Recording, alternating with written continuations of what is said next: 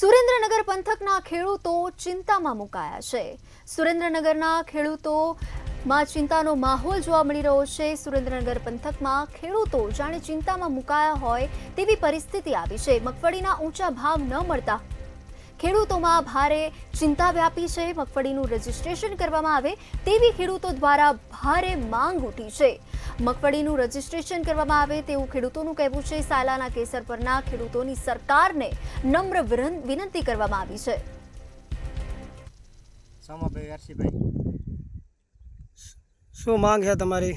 અમારી માંગ એમ છે, આ અત્યારે ટેકાના ભાવ હતા, સરકાર અત્યારે ના પાડે છે, તો અમારા મગફળી લઈને ક્યાં મૂકવી? આ તો સરકારને લેવી પડે, જરૂરી છે।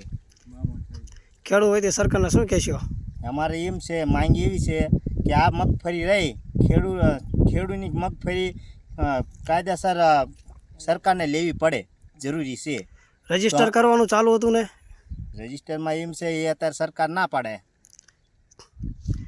શું આપનું નામ? મારું નામ રમેશભાઈ મેર, ખેડૂત સેવા સંગઠન ગુજરાત અધ્યક્ષ।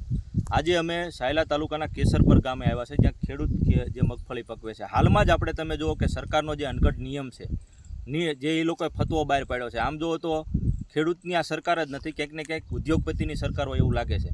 ગયા વર્ષે જે આવતાના સમયમાં જે એમએસપી પ્રમાણે એક દાણાથી માંડીને ગમે એટલી હજારો મણ કદાચ કોઈ પણ ઉત્પાદન આવે તો એ ખરીદવું એ સરકારની ફરજ છે। પણ તમે જુઓ કે સરકાર ખેડૂત સાથે કેવી રમત કરી રહી છે। એક તો મગફળીના રજિસ્ટ્રેશનના નામે ખેડૂતને લાઇનમાં રાખ્યા, રજિસ્ટ્રેશન થયા બાદ પણ એ લોકોને સેટેલાઇટ ઉપરથી એવું કહેવામાં આવ્યું કે સેટેલાઇટમાં તમારે ત્યાં મગફળી નથી પાકતી, નથી દેખાતી, જેથી તમારું રજિસ્ટ્રેશન કેન્સલ થાય છે।